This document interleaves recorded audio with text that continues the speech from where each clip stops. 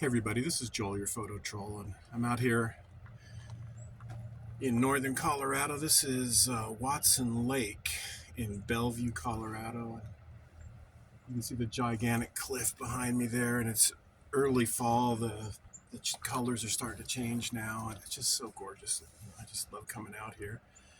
But I've been wanting new camera equipment for some reason, just because I've been watching the YouTube videos and I see the new Z8 coming out and the Nikon ZF coming out, and I'm like, I really want one of those, but then I think about it, and there are things that are just so much more important in photography than what kind of camera you're using.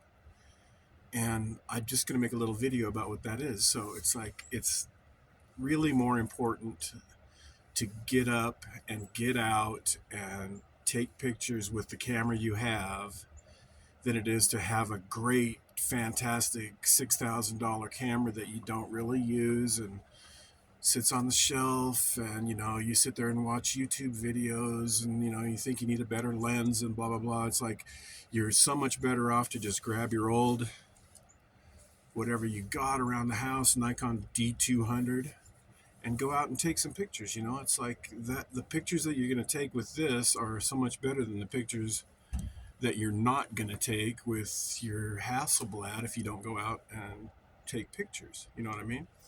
So number one is just being there, being in the right spot, catching the right light, catching the right moment. A new camera will get you none of that. It's like you have to, those are things that are not related to whatever camera you're using. And then I know it's kind of unpopular, but really using a tripod is so important, especially shooting early in the morning or in the afternoon when the light's just the most beautiful. But the price you have to pay for shooting at those times is you have to be on a tripod, and they're getting better with the stabilization and all that kind of stuff, and I really love my VR on this 70 to 300. It just makes I can shoot down to a 15th of a second. It makes shots that aren't possible without the VR possible, but I think that's more. I just lost my train of thought there. So anyway, the tripod, it's like an unpopular thing. It's a big pain in the ass to take it around, but if you ever look at the professionals up at Rocky Mountain National Park or whatever, they've got the vibration reduction and everything, and then they're on a really solid tripod because they know that you can't bend the laws of physics. First thing in the morning, the light is only so intense, and you've got to deal with it, So, and then another thing that people don't use very often that they really should more is a reflector. This thing's cheap. I don't know. I got this used on Craigslist or something I got just a whole bunch of different sizes and shapes and colors and everything for $30, and it just adds a little something to your shot. I think it just kind of fills out the light and makes things look a little nicer for very little effort, very little money. So really, a shot with a 10 megapixel camera, when you're using the reflector and some nice light, is going to look better than a 50 megapixel shot taken with kind of light. It's like you just can't simulate the use of a reflector or an additional light. It's just, you can't quite simulate that yet. And then another thing I want to talk about is understanding exposure. It's like if you understand exposure and you see that your subject is brightly lit and the background is dark, you know that you can underexpose and the background will get completely black, and then your subject will just pop out of that black background. And if you don't understand exposure, that would never go through your mind. And no matter what camera you're using, it's like that's not going to help you if you don't understand that kind of thing. It's like when I'm taking rafting pictures, I have to overexpose because the people's faces are always in the shadow of their hat or whatever. Their faces are really dark in the boat, so you have to overexpose to get their faces to pop out. And that was just experience and trial and error that got me to that point. And someone with a better camera, I've seen it a million times, they'd come up with a great, like a Nikon D850 with all the bells and whistles and everything, and they don't understand that you need to overexpose a little bit, otherwise the faces are going to be really in the dark. And so the faces are really in the dark no matter what camera they're using. And it's just like, it's really more how you know how to use your camera. That's really more important than what camera you're using.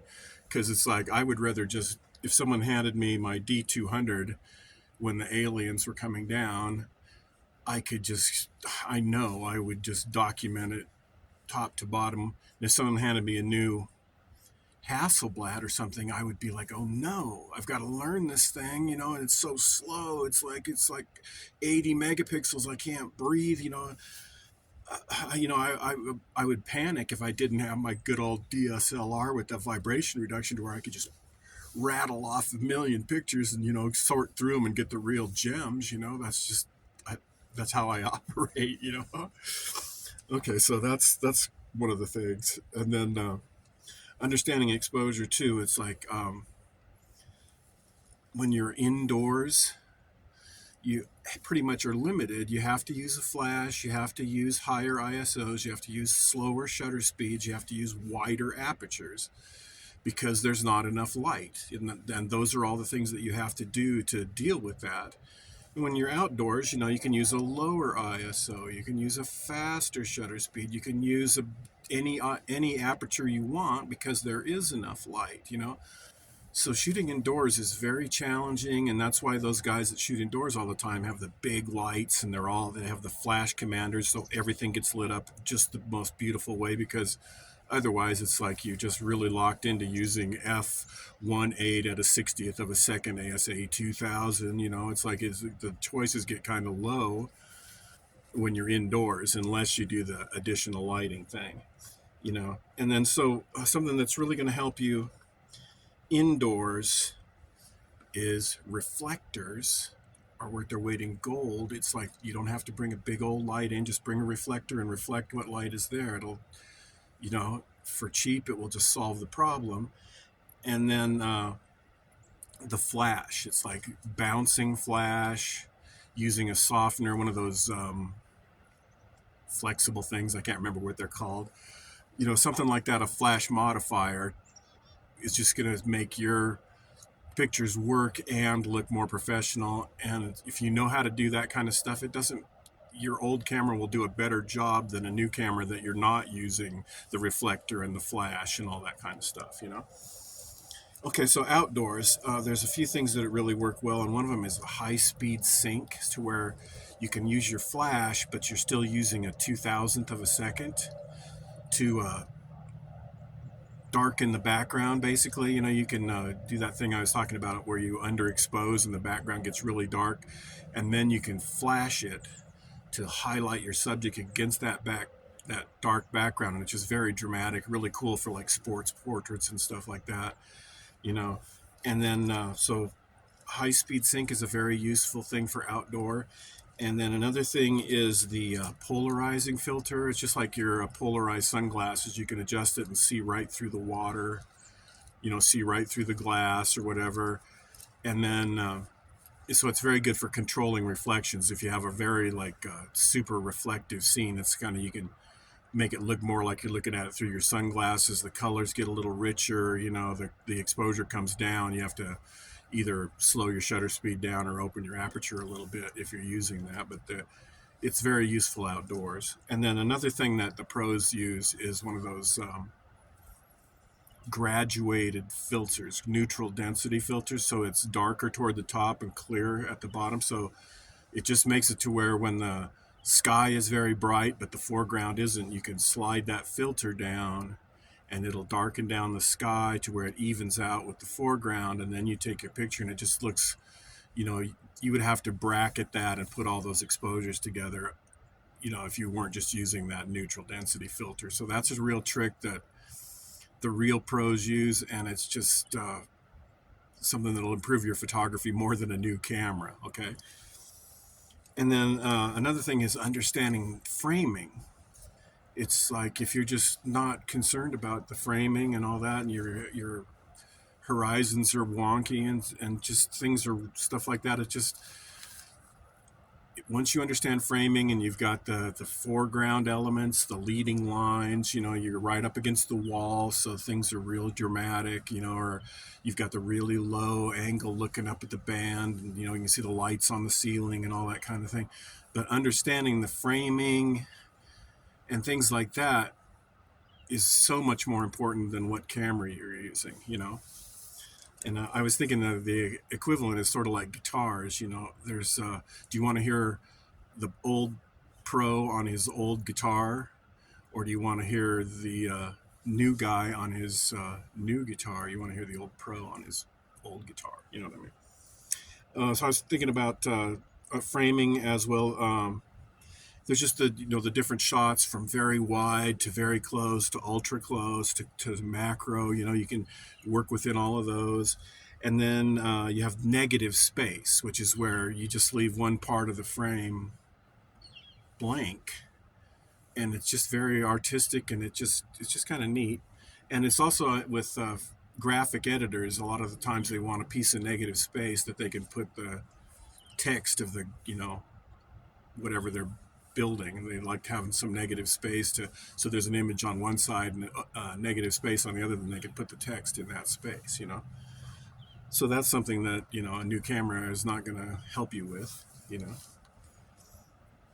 And then so the most important thing though is actually getting up, going out, being somewhere, being lucky, having your camera, being ready, knowing how to use it, adjusting to the situation. That's so important, more than how many megapixels you have or whatever. It's like if a 10 megapixel picture at morning light when the moose sticks his head up out of the moss is like so much better than a 50 megapixel picture that you didn't take because you were sitting on the couch. So it's very much more important to go out and do it than it is whatever camera you're using.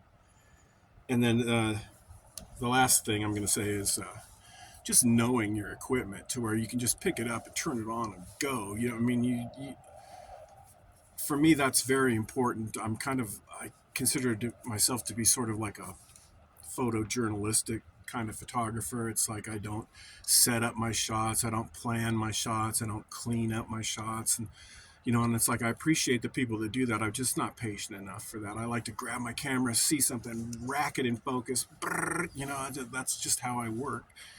And I've got friends that don't know how to run their cameras very well at all. It's like they set it on automatic and go out and then they do all their editing after the fact and stuff like that.